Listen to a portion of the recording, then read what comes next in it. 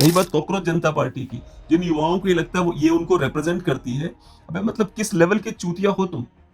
Cockroach तुमको represent करेगा कभी?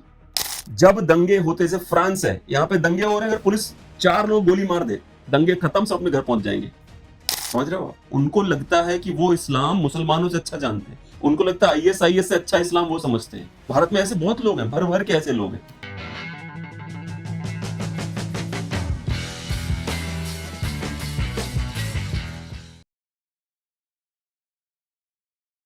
दोस्तों मैं 2 एक्स या ट्विटर के 2 फीड दिखाना चाहता हूं आपको, ठीक है? पहला फीड मैंने कुछ नहीं किया, मैंने केवल जाके टाइप कर दिया पेरिस। पेरिस, सिर्फ और सिर्फ पेरिस टाइप किया है मैंने। देखिए क्या हो रहा है, किस तरह के वीडियोस आ रहे हैं, आप देखते जाइए बस वन बाय वन।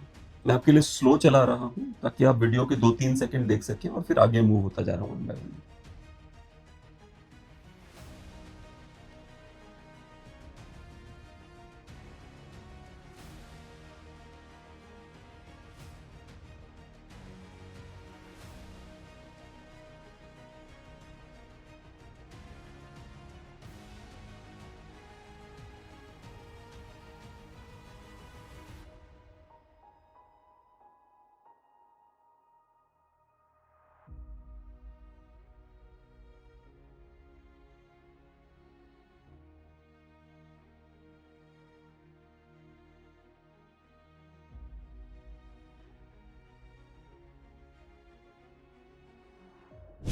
देखा दोस्तों, तो पेरिस में 4-5 चीजें हो रही हैं। लूटपाट हो रही है, महिलाओं के साथ छेड़छाड़ हो रही है, पब्लिक प्रॉपर्टी डैमेज की जा रही है, इवन आईफल टावर तक में आग लगा दी गई है। आपने देखे ये वीडियोस वन बाय वन जो गए हैं आपके सामने।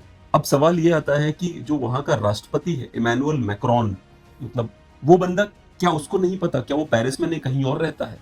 ये बहुत बड़ा सवाल है।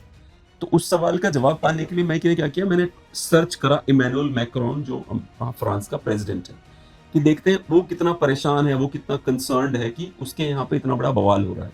अब आप देखिए, ये इमैनुअल मैक्रोन की फीड है, आप देखिए वो कितना कंसर्न्ड है। देखिए आप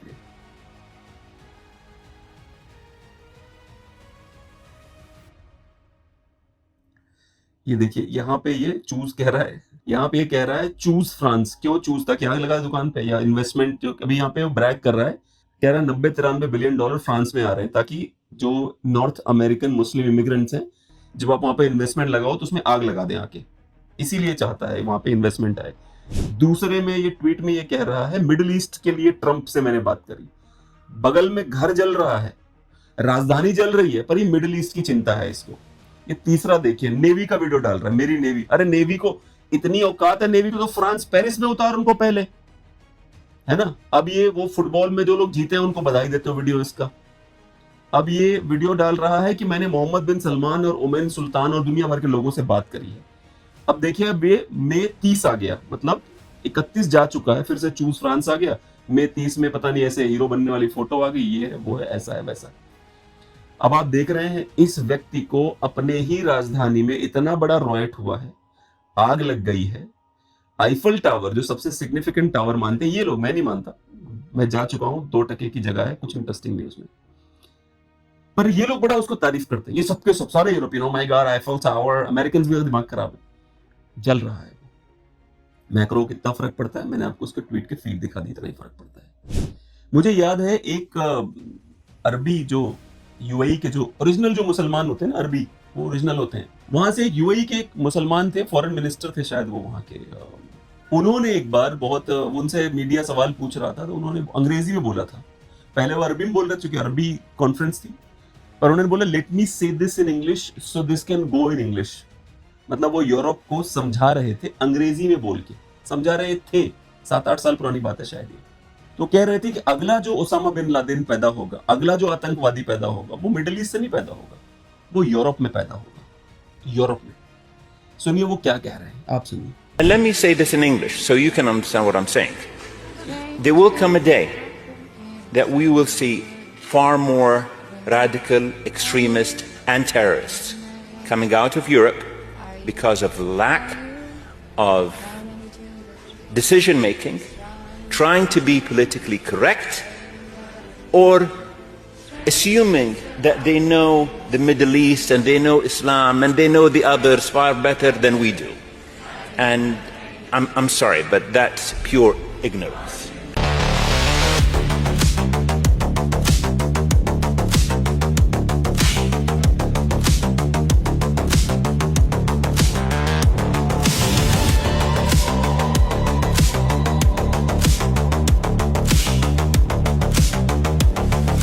सुना आपने?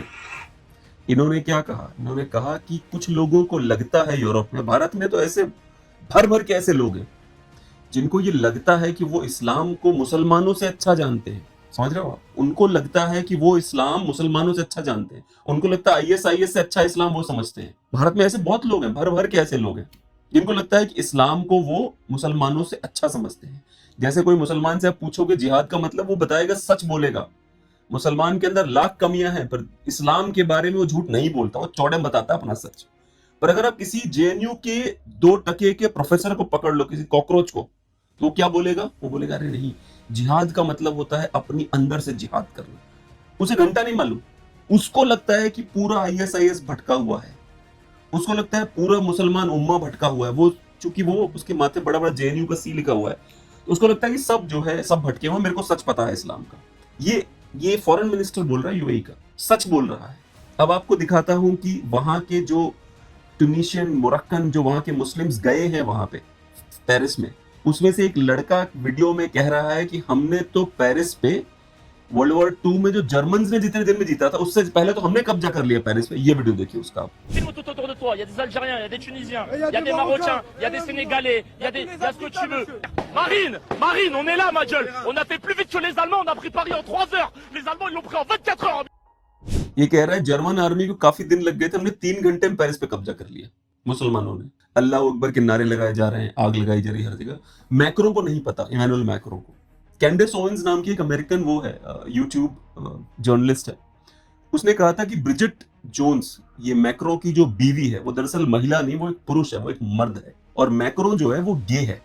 ब्रिजिट जोन्स जो थी वो मैक्रो की स्कूल टीचर थी, और शायद मैक्रो से 15-20 साल बड़ी भी है, जो वहां का राष्ट्रपति है अमेरिका का। और कैंडेस ओवेंस के खिलाफ इमैनुअल मैक्रोन ने अमेरिका में केस फाइल करे, लॉसूट फाइल करा मानहानि का, पर कोर्ट जाने से पहले ही विड्रॉ कर लिया। आप जानते हो जो पेरिस है या फ्रांस है, वहां के न्यूज़पेपर में ब्रिजिट जोन्स के पुरुष होने के लिटरली सबूत ही सबूत दिए जाते हैं। आप देख लीजिएगा, मेरे जो वीडियो चल रहा है इसमें मैं कुछ फोटोज लगा रहा हूँ पेपर, न्यूज़पेपर के, फ्रेंच न्यूज़पेपर के। आपको वो याद है जब थप्पड़ मारा था ब्रिजिट ने उसको, मैक्रो को? मैं इसलिए नहीं बता रहा हूँ आपको ये बातें, मैं सिर्फ इसलिए बता रहा हूँ कि जो ये LGBTQ की फेमिनिन एनर्जी जो है, जब ये राज करने पे आती है ना दुनिया पे, चाहे वो यूक्रेन हो, चाहे यहाँ पे बलेन शाह बन गया है इधर नेपाल में, उधर मैक्रो बन गया, जहां पे रैपर्स को, सिंगर्स को डीप स्टेट उठाता है और पपेट की तरह बिठा देता है। मैक्रो तो कई सालों से बैठा हुआ है भाई, कई सालों से बैठ के फ्रांस पे राज कर रहा है। मैक्रो भी कोई नचनिया वचनिया था, कोई खास वो नहीं है, कोई ऐसा टैलेंट नहीं है। आप बचपन के देखेंगे तो कोई रैपर टाइप का ही है ये, जैसे बलेन शाह रैपर है, या फिर ये जो है क्या नाम है इसका, जो जेलेंस्की है, ये कॉमेडियन था, महिलाओं की तरह ऐसे हिल हिल के नाचता था पहले ये। तो क्या होता है, डीप स्टेट किसी एक को पकड़ता है और अपने स्ट्रेटेजिक इंटरेस्ट के लिए उसको राष्ट्रपति बनवा देता है। जैसे भारत में भी देखिए कॉकरोच पार्टी का उदय हो गया है। अब कल को दंगे हो जाएं देश में, अगर भगवान करे मोदी जी तैयार हो या इनकी सरकार तैयार हो, क्योंकि गोली मारने की नौबत आएगी तो पुलिस पीछे अगर हटी गोली मारने से, फिर तो गया। जब दंगे होते, जैसे फ्रांस है, यहाँ पे दंगे हो रहे हैं, अगर पुलिस 4 लोग गोली मार दे, दंगे खत्म, सब अपने घर पहुंच जाएंगे। 6 तारीख को मैं सुन रहा हूं कोई कॉकरोच जनता पार्टी है, उसका दिल्ली में कुछ है, वो अभिजीत डबके नाम का बंदा इंडिया आ रहा है। तो अब वो इंडिया आ रहा है, दिल्ली में कुछ करना चाहता है। मेरा सरकार से इस प्रिपरेशन, देखिए डेमोक्रेसी है, विरोध का अधिकार है। विरोध का अधिकार जैसे ही वायलेंट हो तो पुलिस को अनाउंसमेंट करनी चाहिए स्पीकर पे कि सुनो चूतियों, साइलेंट हो जाओ वरना हम वायलेंट हो जाएंगे। और जब उसके बाद भी साइलेंट ना हो तो एक एक के पिछवाड़े में गोली मारो सीधे, तभी बात बनेगी। नहीं तो 2022 की तरह या 2023 की तरफ, 2020 की तरह, क्षमा की, 2020 से फिर दंगे होंगे दिल्ली में। इस बात को याद रखिएगा कि जो 6 जून को जो प्लानिंग की गई है, जिसमें हम डैम श्योर आम आदमी पार्टी ने खूब दबा के माल लगाया होगा। एलिगेशन ऐसे बहुत लगते हैं कि वो डबके जो है वो इनका आम आदमी पार्टी का ही कोई पपेट है जो वहां से आ रहा है। तो ये सब जो NED है, नेशनल एंडाउमेंट फॉर डेमोक्रेसी नाम की एक एजेंसी है, उसकी फंडिंग से चलता है, जो यूएसएड से चलती है। मुझे उम्मीद है कि भारत सरकार को पता है, और अगर ये डबके भारत सरकार ने ही बनाया है तो फिर बात ये कई बार क्या होता है कि भारत सरकार या कोई भी सरकार जनता की फ्रस्ट्रेशन कम करने के लिए खुद ही ऐसे ऑर्गेनाइजेशन बना देता है, पे करके पैसा दे दे के कि बना थोड़ा फ्रस्ट्रेशन निकाल लो अपनी आके। जैसे कि उदाहरण के लिए एओ ह्यूम ने 1888 में कांग्रेस पार्टी बनाई थी। उस कांग्रेस पार्टी को बनने के पीछे का कारण यही था, अंग्रेजों ने कहा यार जनता कई बार गुस्सा हो जाती है, तुम विरोध कर दिया करो तो बात बन जाएगी खत्म। जैसे जनता गुस्सा है, तुम सड़क पे उतरे, तुमने विरोध किया, जनता को लग गया सब जीत गए, बात खत्म, वो अपने घर। तो बड़ी बात नहीं, कॉकरोच जनता पार्टी हमारे डीप स्टेट ने बनाई हो, कोई बात नहीं, थोड़ा फ्रस्ट्रेशन निकाल लेने में क्या फर्क पड़ता है, हो सकता है, मैं मना नहीं करूंगा। और अगर ये विरोधी बना रहे हैं तब भी हो सकता है उनका डीप स्टेट कर रहा हो इनको तैयार। बॉटम लाइन ये है कि जब से नरेंद्र मोदी इस देश का पीएम बना है, जो विदेशों की ताकतें हैं उनको ये फीलिंग आ रही है कि उनका भारत में स्टेक कम हो गया, उनका कंट्रोल नहीं है।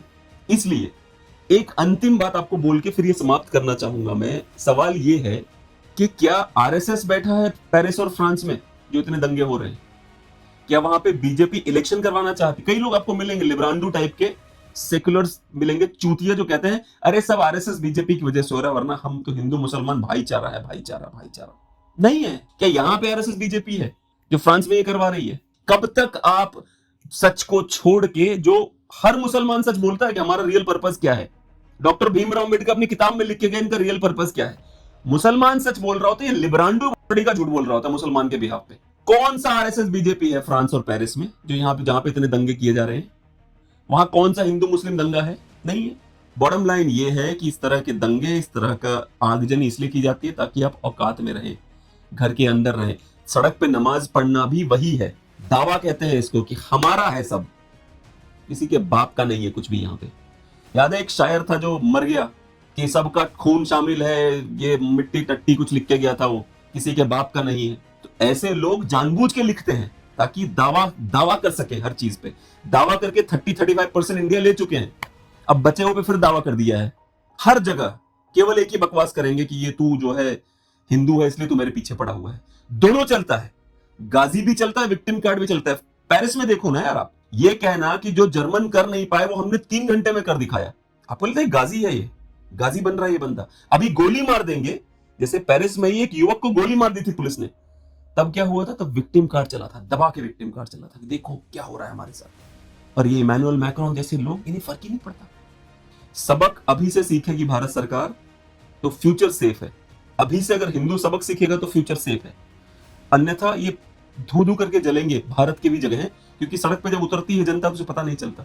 रही बात कॉकरोच जनता पार्टी की, जिन युवाओं को ये लगता है ये उनको रिप्रेजेंट करती है, अबे मतलब किस लेवल के चूतिया हो तुम? कॉकरोच तुमको रिप्रेजेंट करेगा कभी?